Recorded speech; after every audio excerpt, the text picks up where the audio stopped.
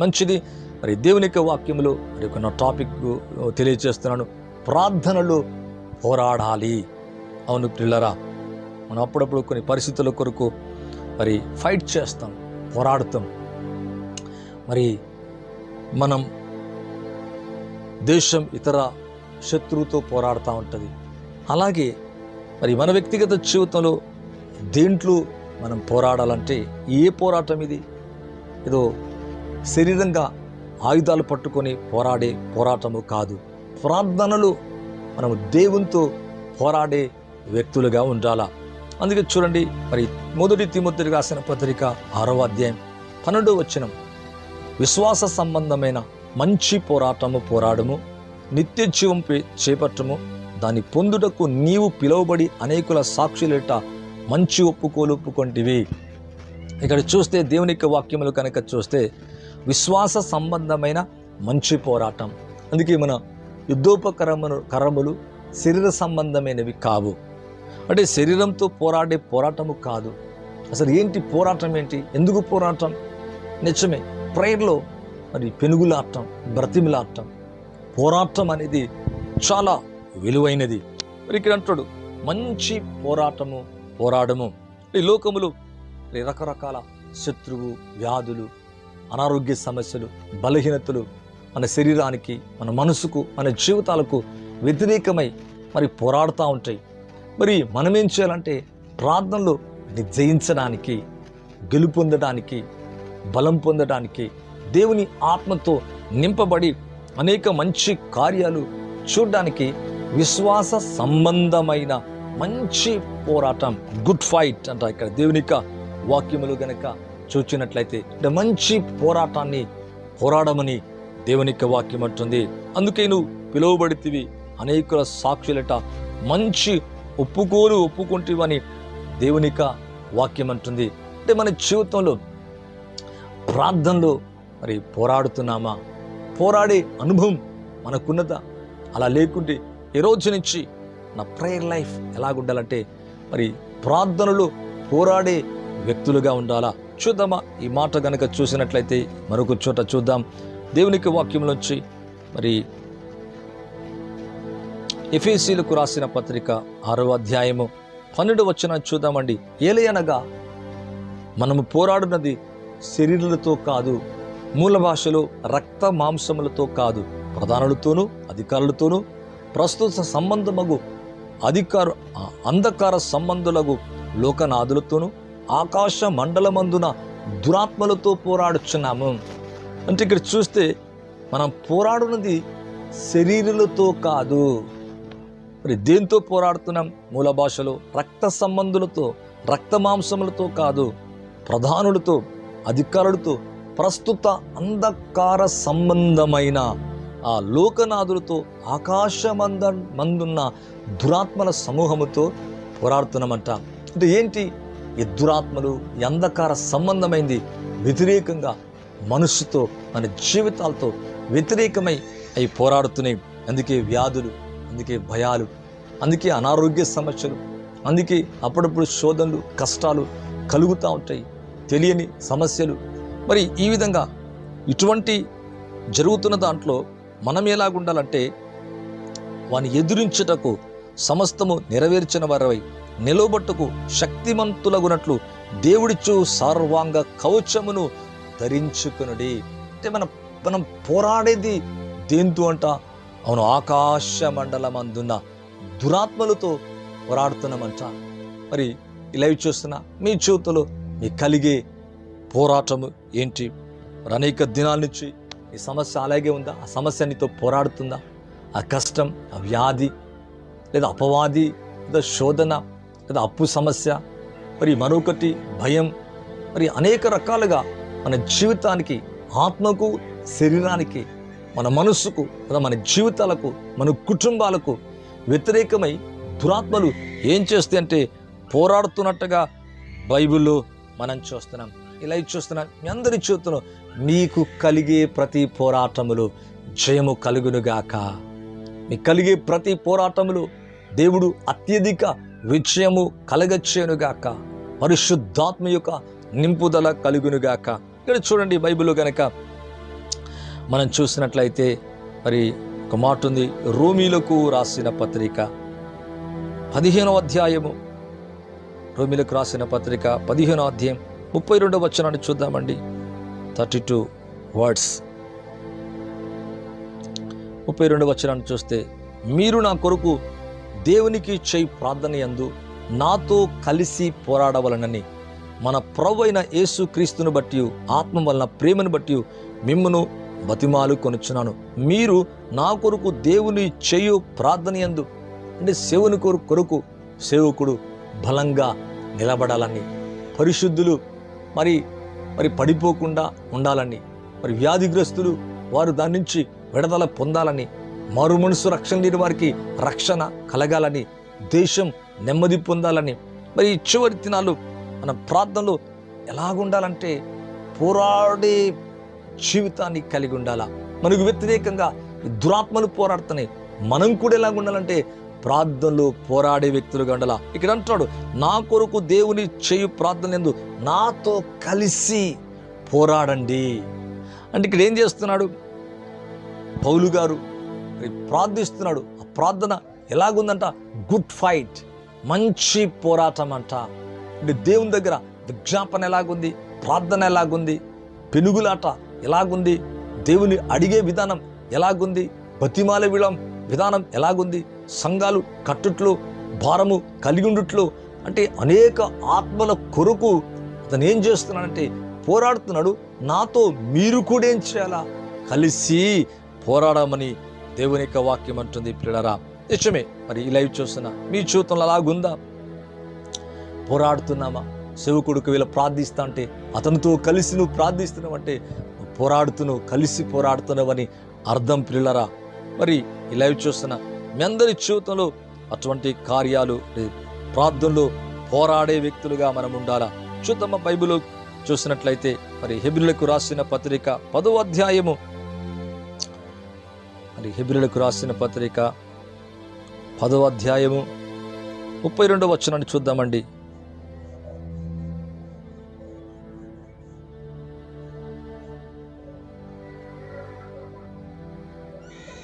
అయితే మీరు వెలిగింపబడిన మీదట శ్రమలతో కూడిన గొప్ప పోరాటము సహించి పూర్వ దినములను జ్ఞాపకం చేసుకునండి.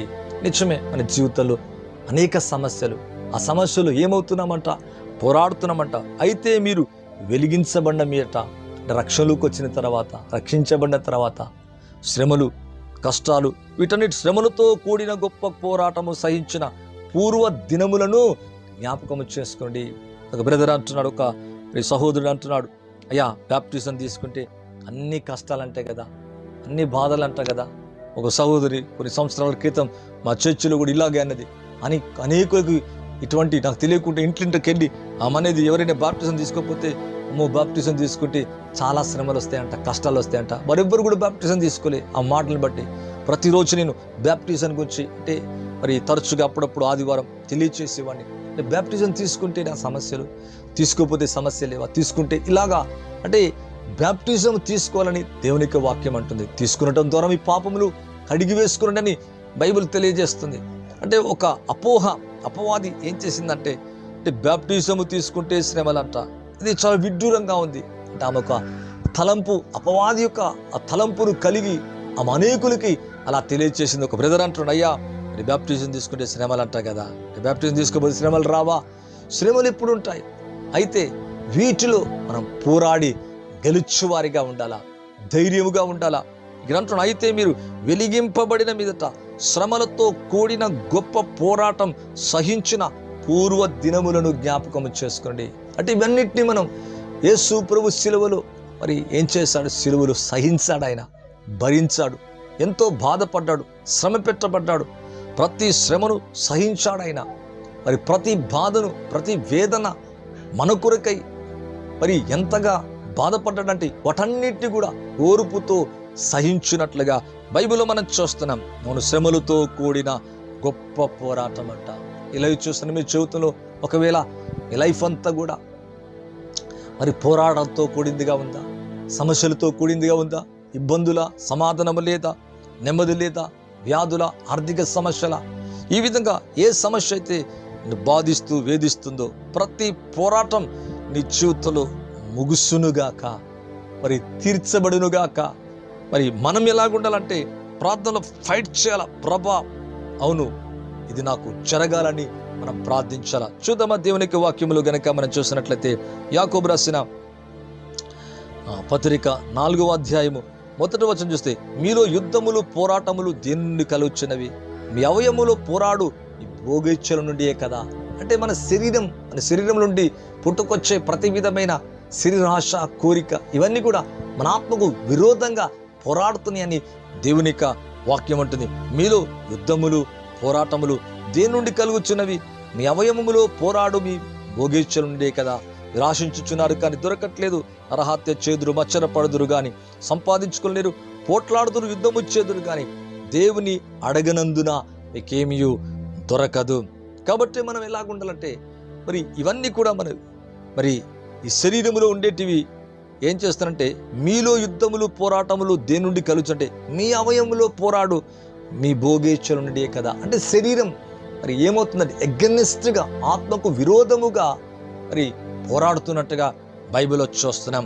మరి అటువంటివన్నీ కూడా మన జీవితంలో తొలగి మన ప్రార్థనా జీవితంలో ఎప్పుడైతే మరి పోరాడతామో ప్రతి విధమైన పాపాన్ని జయిస్తాం, లోకాన్ని జయిస్తాం, సమస్యల్ని, కష్టాల్ని, ఇబ్బందులను, నీ కలిగే ప్రతి విధమైన సమస్యలన్నిటిని కూడా జయించువారిగా మనం ఉంటాము. పిల్లరా, చూద్దామ దేవుని యొక్క వాక్యములు గనక కొన్ని విషయాలు చూసినట్లయితే మరి ఆదికాండం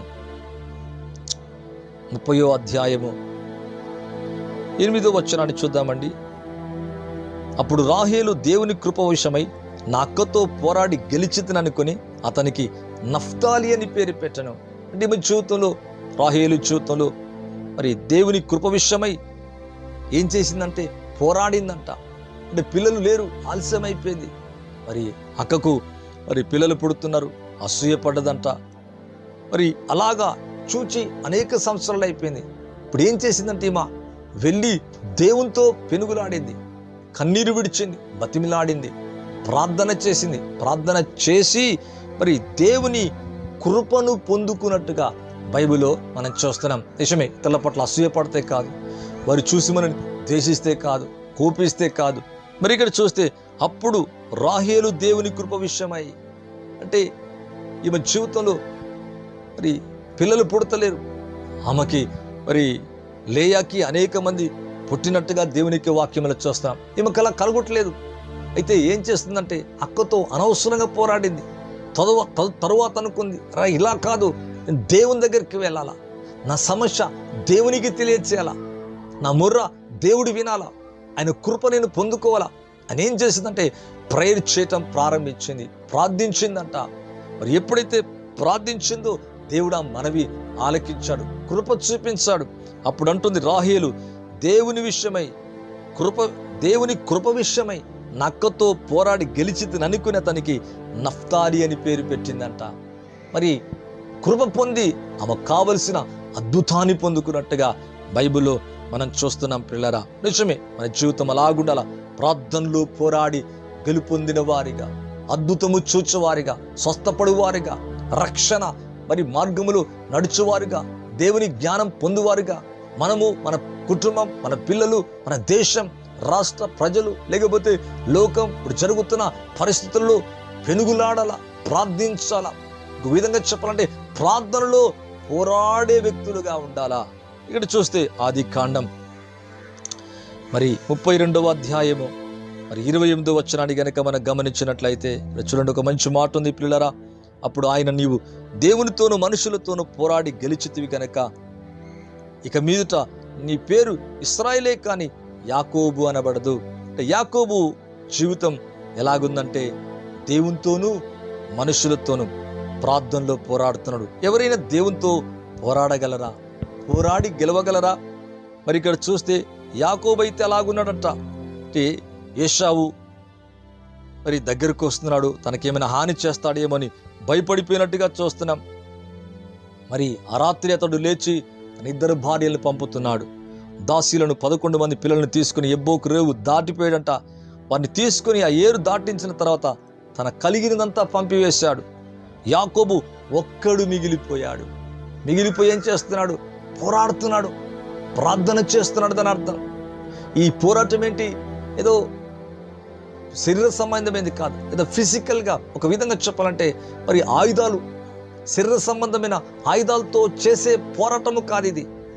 మరి ఇక్కడ చూస్తే నిజమే, మరి ఒక్కడిగా మిగిలిపోయినట్ట. ఒక నరుడు తెల్లవారు వరకు అతనితో పెనుగులాడుచుండు. రాత్రంతా ప్రార్థన చేస్తున్నాడు, రాత్రంతా బతిమిలాడుతున్నాడు, రాత్రంతా కన్నీరు కారుస్తున్నాడు, దేవునితో పెనుగులాడి పోరాడుతున్నట్టుగా బైబిల్లో చూస్తున్నాం. నిజమే ప్రియులరా, మన సమస్యలు తీర్చబడినట్లుగా, జయం పొందినట్లుగా, అద్భుతం జరుగునట్లుగా, పిల్లలు ఆశీర్వదించబడినట్లుగా, మరి ఇప్పుడున్న పరిస్థితులు, లోకం మీద జరుగుతున్న భయంకరమైన పరిస్థితులు, స్థితులు మార్చబడినట్లుగా, మరి కుటుంబాలు దీవించబడినట్లుగా, నెమ్మది పొందినట్లుగా మనం కూడా ఏం చేయాలా? ప్రార్థించాలా. ఇక్కడ పెనుగులాడుతున్నాడు, తాను ఒక నరునితో పెనుగులాడుతున్నాడు.